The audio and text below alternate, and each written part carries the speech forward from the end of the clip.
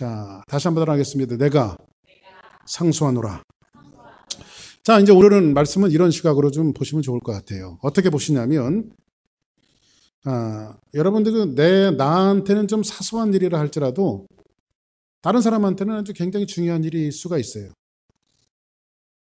저희가 가끔 이제 사모님하고, 저도 목사지만 부부싸움을 하죠. 제가 부부싸움을 안 하겠습니까? 주로 제가 지기는 하지만, 부부싸움을 하는데, 이제 저는 아주 이렇게, 그까짓 거 갖고 그러느냐? 제가 그러죠. 별것도 아닌 거 갖고 그러느냐? 그랬더니, 우리 집사람이 이게 얼마나 중요한 일인데 말이야. 하면서 저한테는 별거 아닌 것 같은데, 저희 집사람한테는 굉장히 중요한 일이에요. 그게. 나한테는 사소하게 보이는 일인데 다른 사람한테는 중요하게 보이는 이런 인식의 차이 때문에 사람은 때로는 싸우기도 하고 이것이 좀 심해지면 결별까지 하는 이런 모습이 우리 인생사 속에 있습니다. 1972년에 미국의 과학부흥협의회라고 하는 곳에서 강연의 제목이 이런 거였어요. 이런 거였는데 제목이 뭐냐면 예측 가능성이라고 하는 이 제목을 가지고 강연을 시작을 했는데 이 내용이 이런 거예요. 브라질에서 나비 하나가 날개짓을 파닥파닥 하고 날면 이 나비의 날개짓이 미국에 있는 텍사스, 우리가 사는 텍사스에서 돌풍을 일으킬 수 있느냐 이거였어요. 어떻게 생각하세요? 여러분, 나비가 날개짓이 브라질에서 날개짓 한 게 여기 와서 돌풍을 일으킬 수 있습니까? 이거에 대한 강연이었는데 그 과학자들 앞에서 강연의 결과가 뭐냐? 예스. 브라질에서 날개짓을 하는 이 날개짓이 시간이 가고 거리를 이어서 오다 보면 텍사스 한복판에서 돌풍이 일어날 수 있다라고 하는 결론을 가졌는데 이게 우리가 말하는 나비 효과예요. 나비 효과. 작은 바람 하나가 나비 미물에서 나오는 날개짓이 무슨 힘이 있겠어요. 그런데 이것이 큰 돌풍을 일으킬 수 있다라고 하는 연구 결과가 나왔어요. 사소하지만 아주 작은 일이지만 이 작은 일이 시간이 지나고 세월이 지나면서 큰 돌풍을 일으킬 수 있다라고 하는 것이 이 역사적인 사실 속에 우리는 많은 일들 속에 우리는 보게 되어집니다. 더 나아가서는요. 여러분들 그런 거 있죠. 실제로 있었던 일인데요. 댐을 간척하는 사람이요. 물을 막아놓는 댐을 간척하는 사람이 하루는 이렇게 댐 벽을 가봤더니요. 결로 현상이 이렇게 물이 한 방울씩 두 방울씩 떨어지는데 이렇게 손으로 닦아봤더니 날씨가 이제 쓸쓸해지는 현상에서 다시 녹으니까 이게 결로 현상이라고 이해를 한 거예요. 결로 현상. 그럴 수도 있지 이런 일은 항상 있었으니까.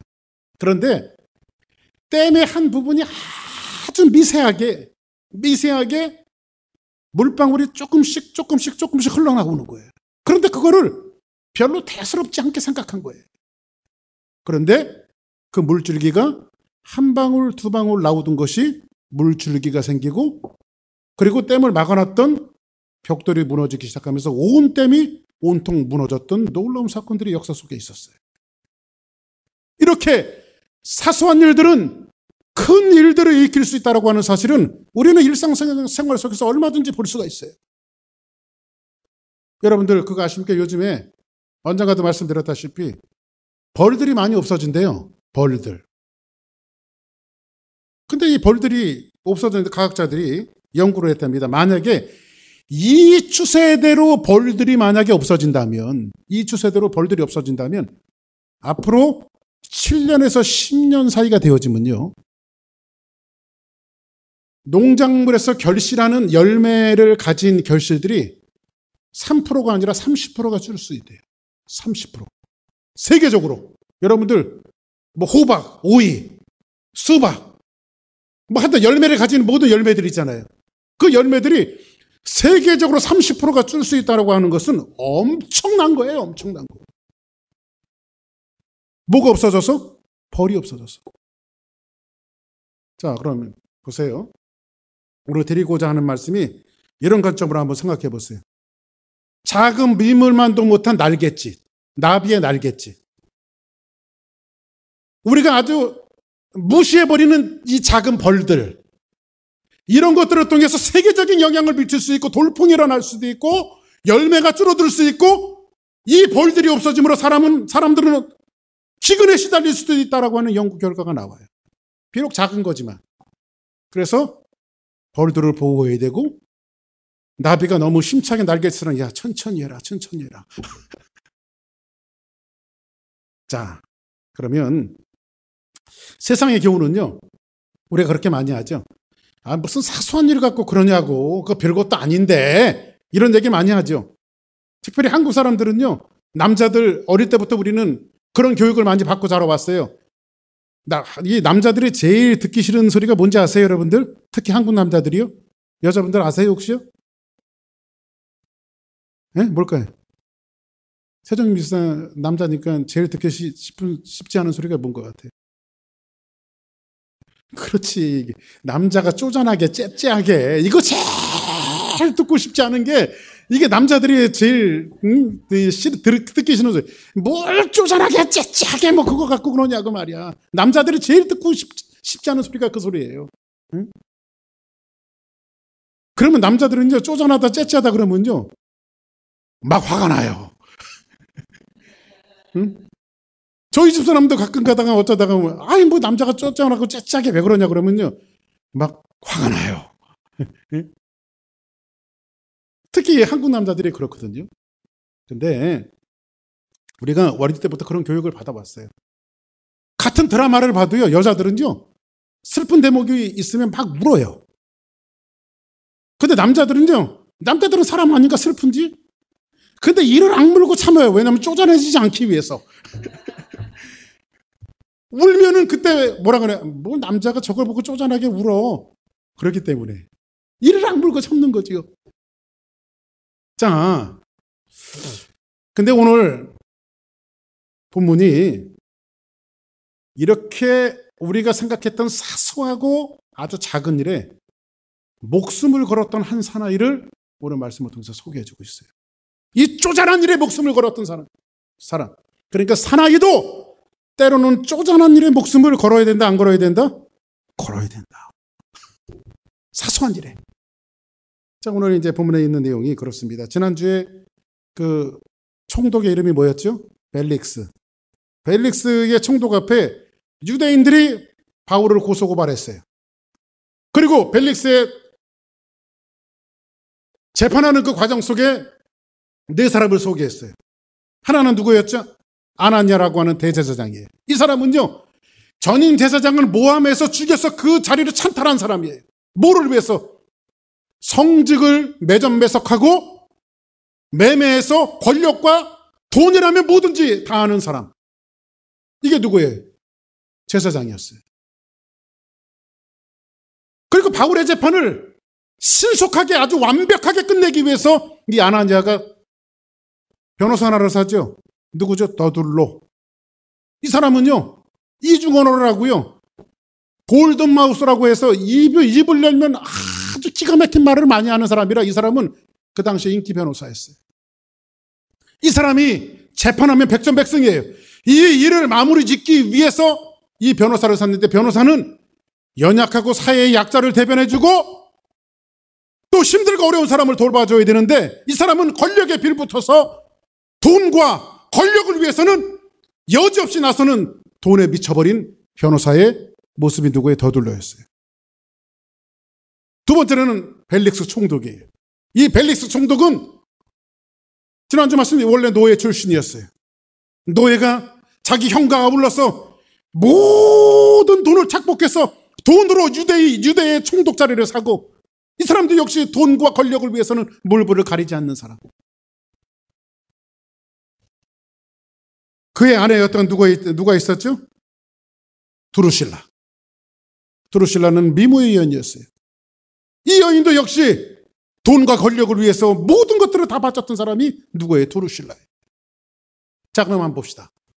우리가 이러한 네 사람의 자리에 지금 누가 던져졌어요? 사도 바울이 던져졌어요. 여기에서 무슨 공정한 재판이 일어날 수 있고 무엇을 기대하겠습니까? 그리고 사도 바울은 이 자리에서 이 그림 속에서 사도 바울은 둘둘둘 떨면서 내가 어떻게 하면 이 코너에서 내가 살아나갈 수 있을까? 이것을 연구해야 되는데 사도 바울은 전혀 두려워하지 않았다고 말씀드렸죠.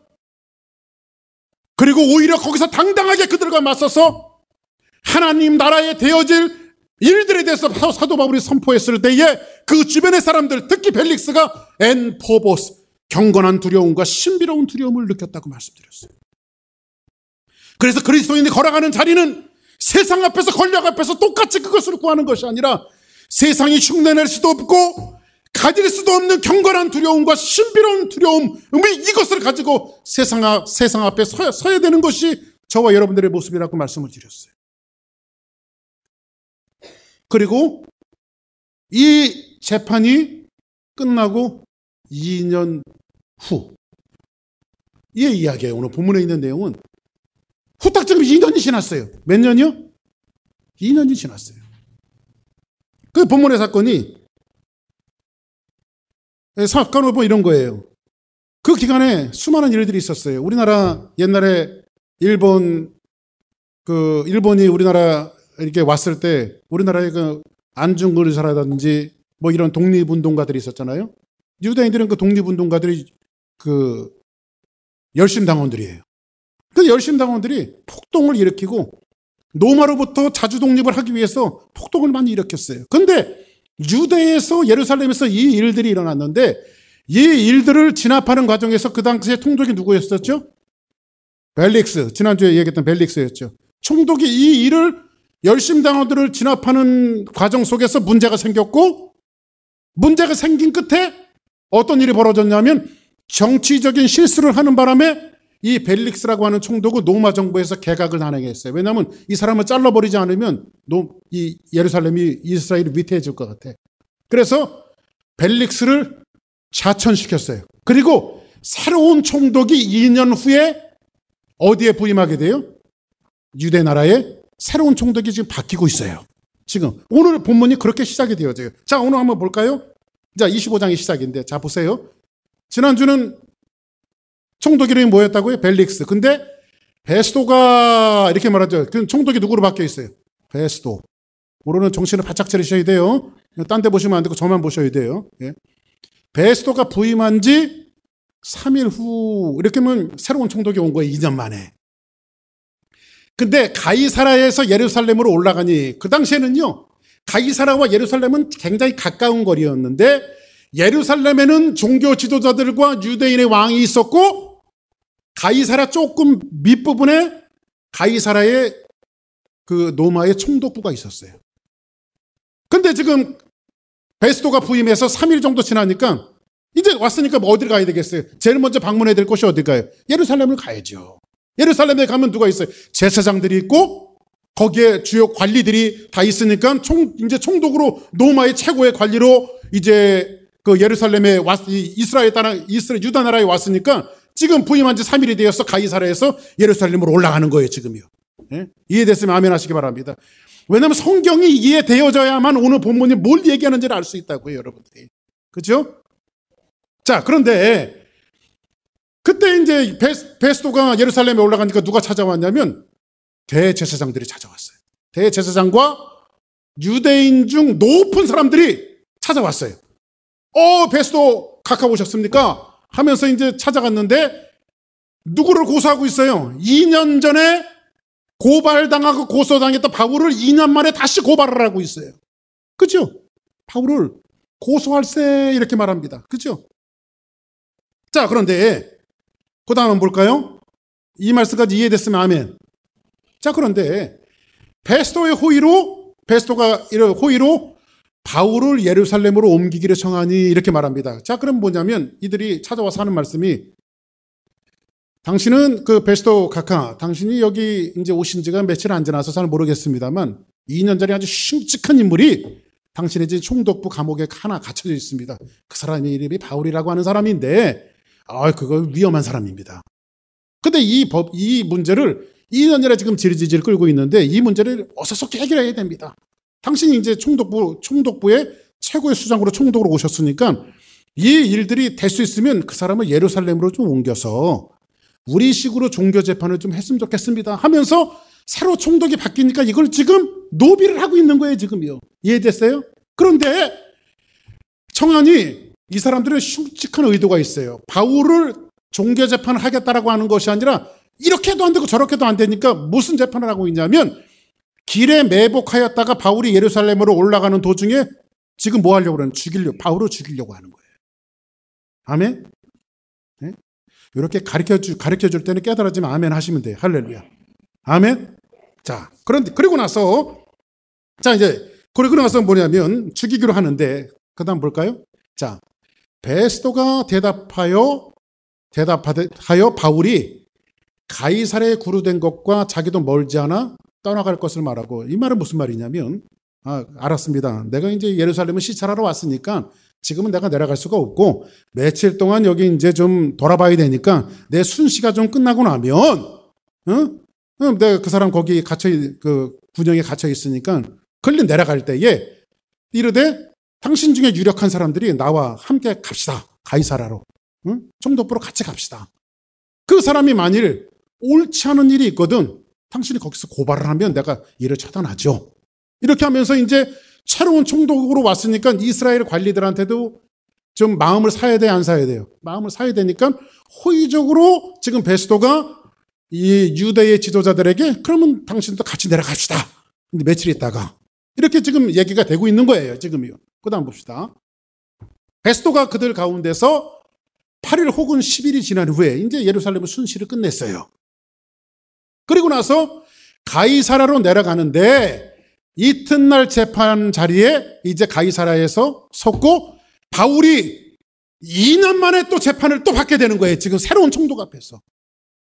이해됐으면 아멘. 이렇게 가르쳐주기도 힘들다고. 그러니까 여러분들이 잘 들으셔야 돼요. 이해가 되죠?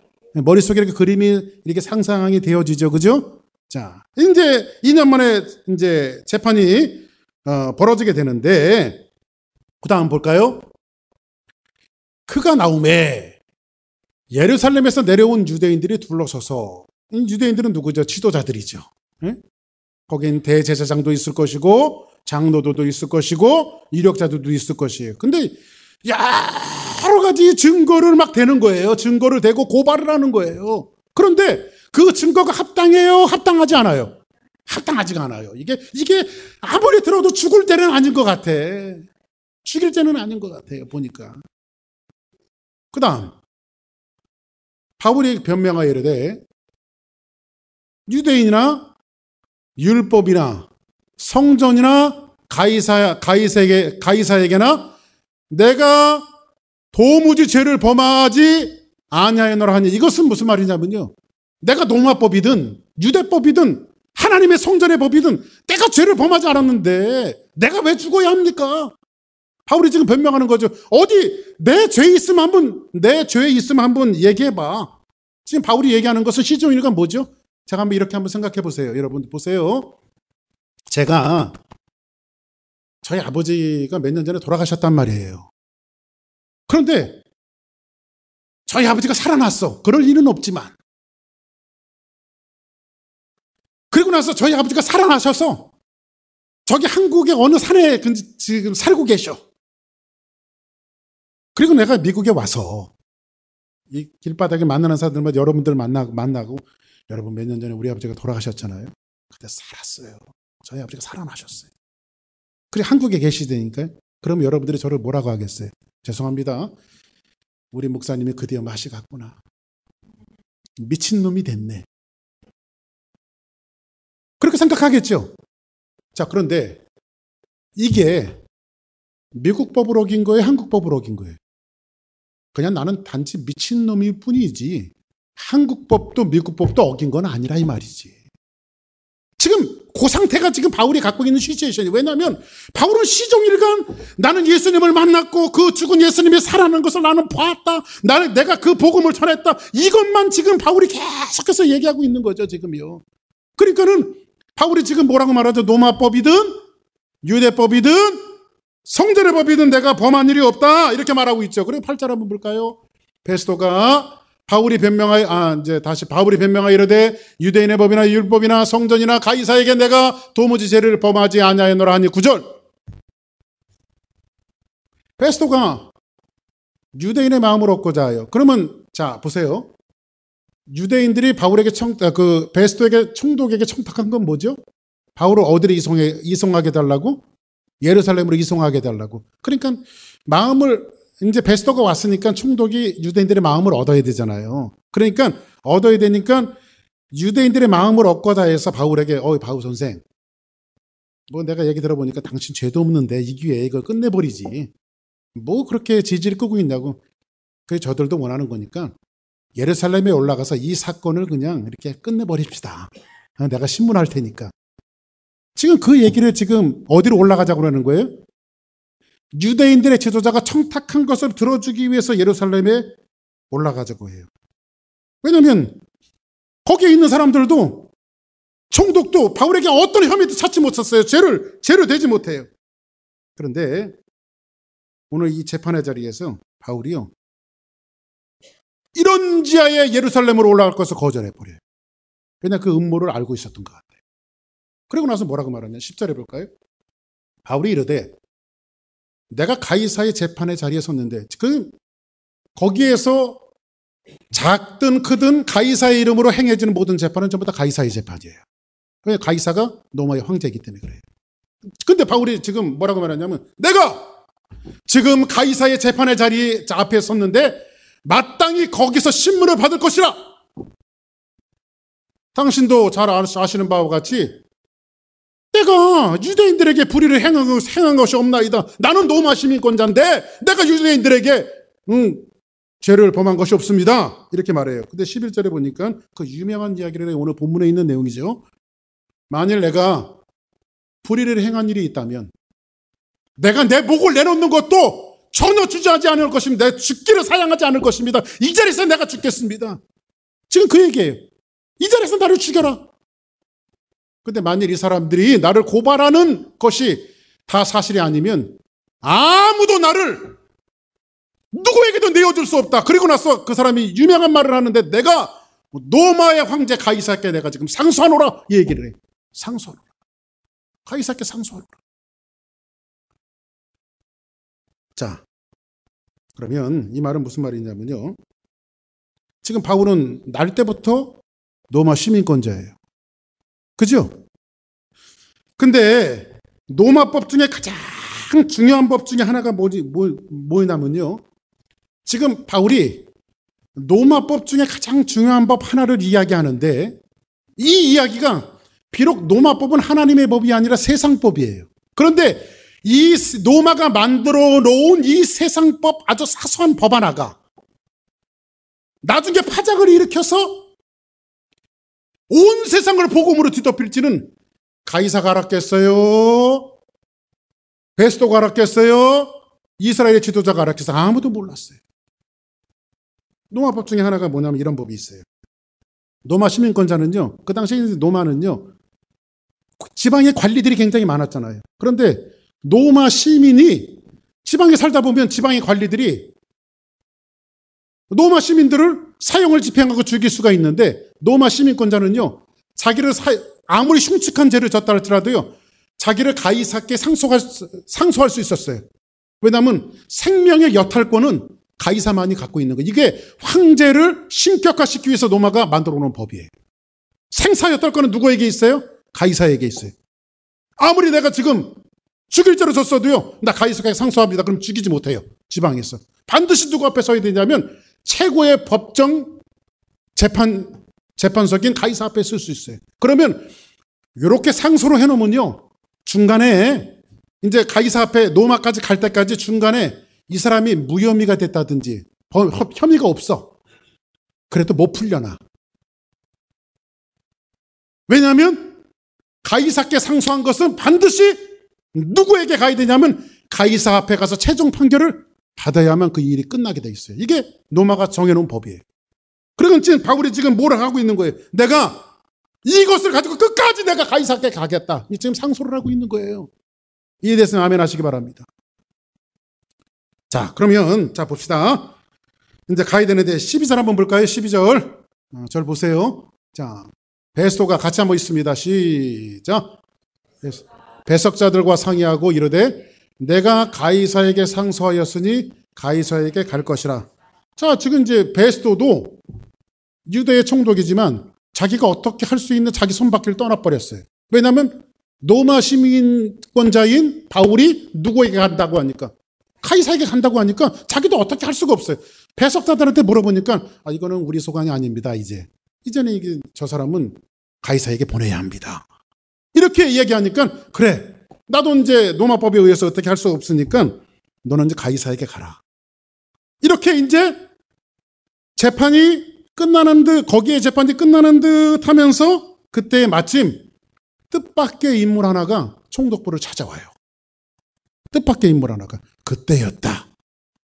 뜻밖의 인물 하나가 찾아오는데 그 사람이 누구냐면 수일 후에 이제 요것이 일단락 되고 나서 수일 후에 아그리빠 왕과 버니게가 이렇게 말합니다. 이 아그리빠 왕은 누구냐면 여기 아그리빠라고 되어 있지만 아그리빠 1세, 2세가 있는데 여기는 헤롯 왕을 이야기해요. 유대의 왕을 얘기해요.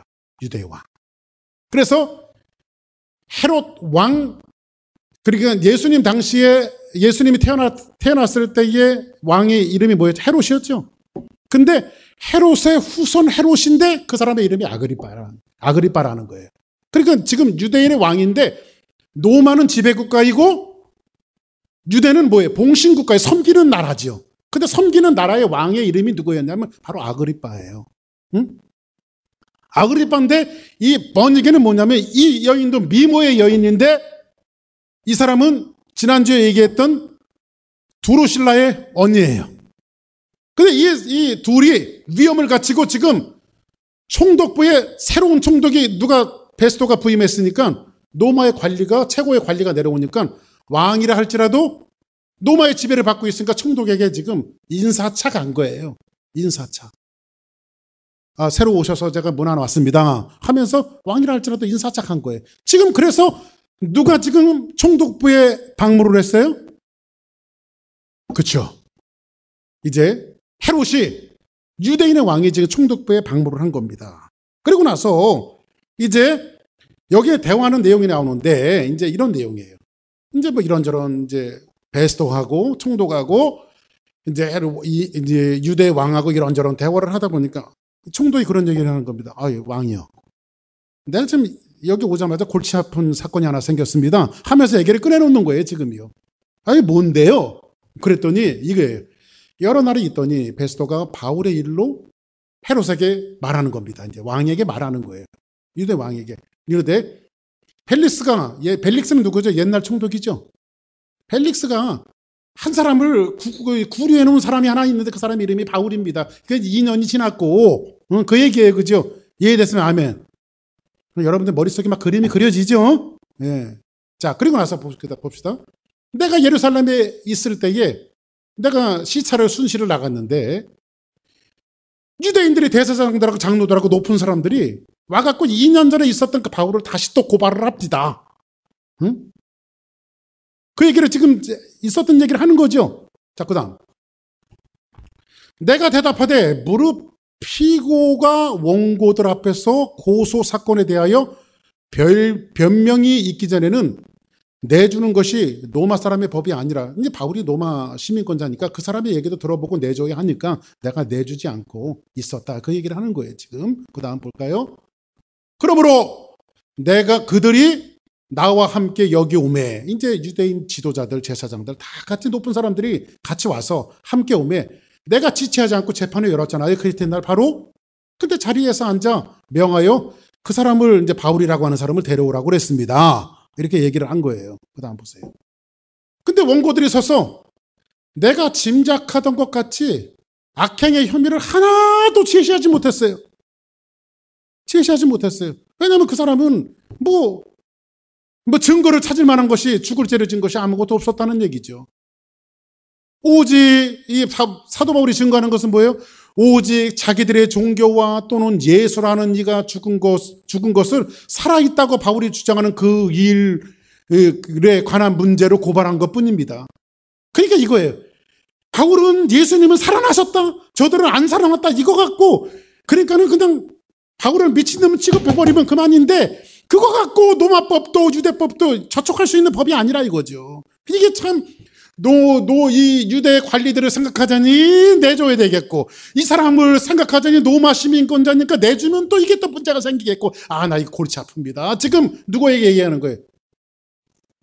유대 나라의 아그리파 왕에게 지금 유대 총독이 지금 베스도가 얘기하고 있는 거예요. 지금 이 얘기를. 응? 그런데 이렇게 보니까, 그래서 이제 이 말을 들은 헤로드 왕이 얘기를 들어보니까 궁금해졌어요. 그래서 뭐라고 말하냐면, 아그리파가 베스도에게 이르되, 이제 아그리파는 유대 왕이죠. 총독에게 이르되, 그 사람 나도 좀 한번 봅시다. 궁금하니까. 그쵸?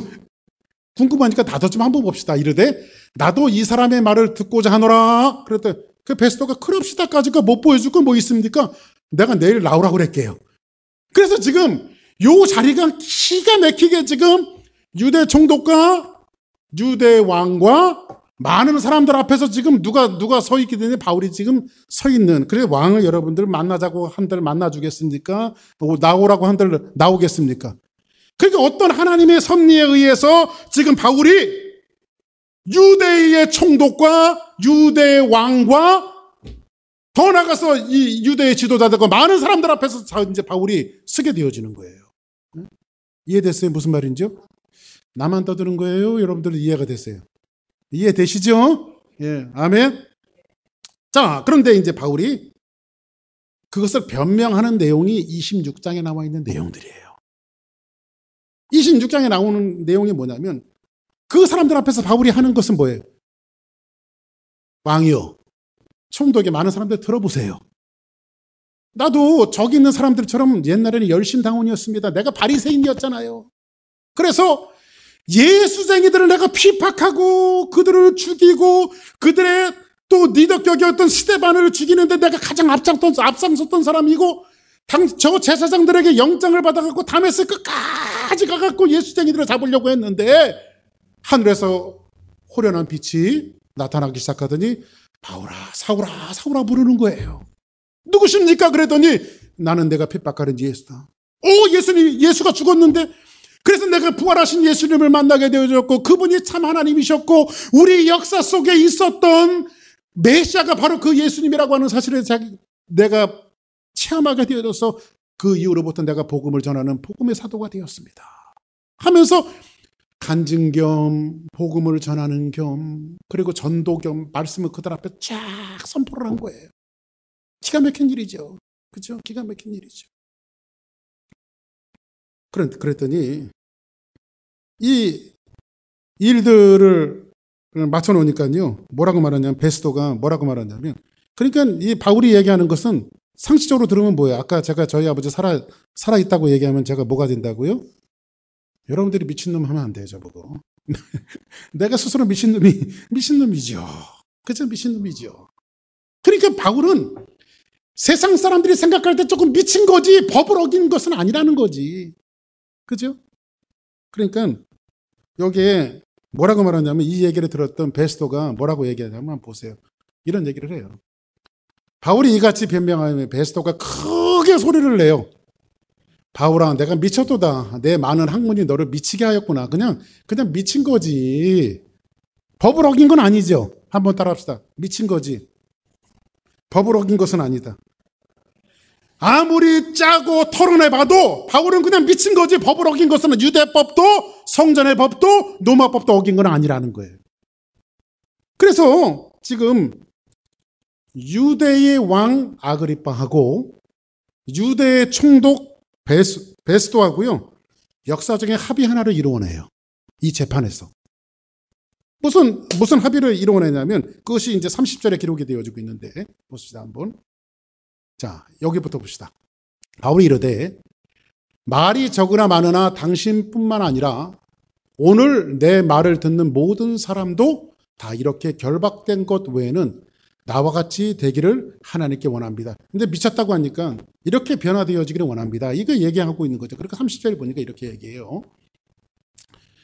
왕과 총독과 번이게와 그와 함께 앉은 사람들이 다 일어나서 뭐라고 말하냐면 물러가 서로 말하되 이 사람은 사형이나 결박을 당할 만한 행위가 있다 없다? 없다. 그러면 유대의 수장이었던 헤로드 왕도 무혐의를 처리하고 로마의 총독부의 최고 수장도 바울이 무혐의 이렇게 처리를 했어요. 그죠? 그러면 바울은 어떻게 돼요? 야, 이제 풀려나야 되죠. 풀려나야 되죠. 근데 풀려났어요? 안 풀려났어요? 왜 못 풀려났을까요? 가이사께 상소했기 때문에. 무혐의, 아까 제가 말씀드렸죠. 로마법에서 무혐의 처리가 된다 할지라도 가이사께 상소하면 그 앞에까지 가는 것이 로마법이에요. 그죠? 이제 자기 힘으로 어떻게 할 수가 없는 거예요. 이에 한 32절 볼까요? 이에 아그리빠가 베스도에게 이르되 뭐라고 말하냐면 왕이 뭐라고 말하냐면 허허 묻는 거예요. 참 저놈 안 됐네. 이제 무혐의가 됐는데 이 사람이 만일 가이사에게 상소하지 아니하였더라면 석방될 수 있을 뻔하였다 이렇게 말하죠.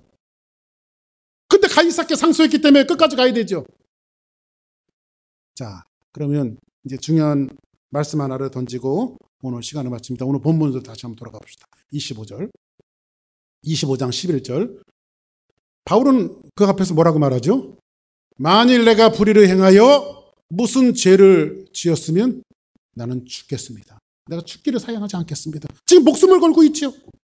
그런데 만일 이 사람들이 나를 고발하는 것이 다 사실이 아니라면 아무도 나를 그들에게 내어줄 수 없습니다. 내가 가이사께 상소하나이다 이렇게 말해요. 상소하나이다. 근데 여기서 중요한 메시지 하나를 던집니다.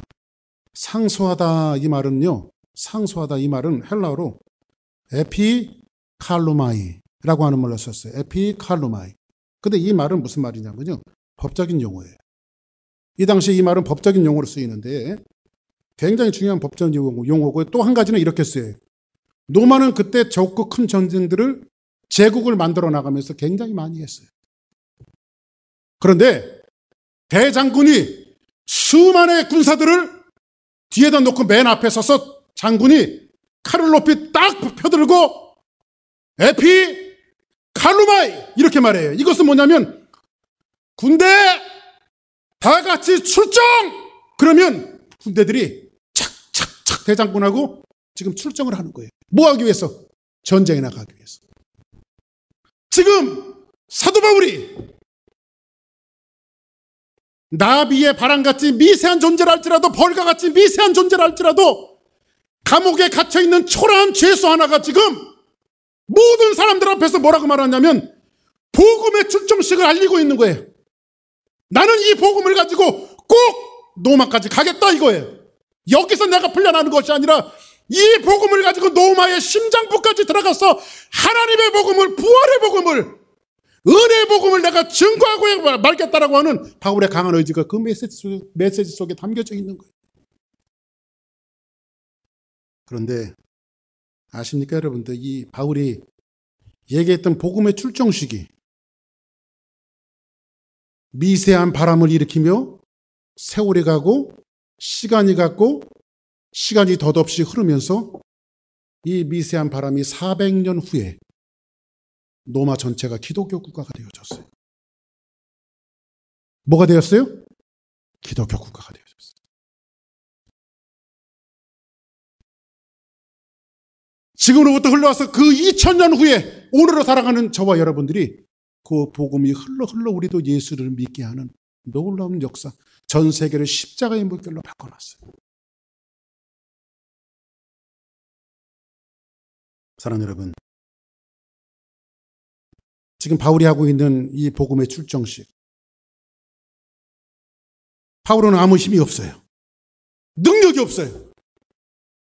나비의 바람처럼 미세한 존재예요. 근데 그가 알렸던 복음의 출정식, 이 복음의 하나가 에피 칼루마이, 이 복음의 출정식 한마디가 400년 후에 로마 전체를 바꿔놓고 복음으로 바꿔놓고 전 세계를 십자가의 물결로 바꿔놨다라고 하는 것은 우리 그리스도인들에게 주는 놀라운 의미가 한 가지가 있어요. 여기에는. 이것이 진정한 나비 효과 아닙니까, 여러분들? 그죠? 우리는 그리스도인들입니다. 크리스찬들이에요. 하나님의 사람들이에요. 근데 이 말씀을 보면서 우리는 중요한 역사적인 인식을 한 가지 가져야 돼요. 여러분은 그리스도인들이기 때문에, 하나님의 자녀들이기 때문에 중요한 역사적인 인식을 꼭 한 가지 가져야 될 필요가 있어요. 그 역사적인 인식 한 가지는 뭔지 아십니까? 내가 무심히 행동하는 행동 한 가지.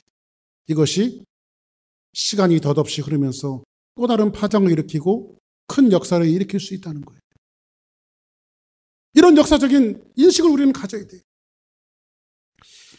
오늘은 주일인데 피곤하니까 교회 가지 말까?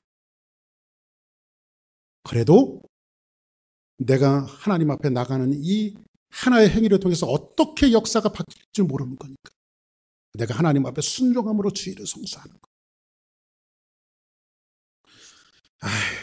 오늘은 봉사하지 말까? 오늘은 귀찮은데 성경책 읽지 말까? 오늘은 그냥 좀 하나님 앞에 드리는 것 좀 스킵할까?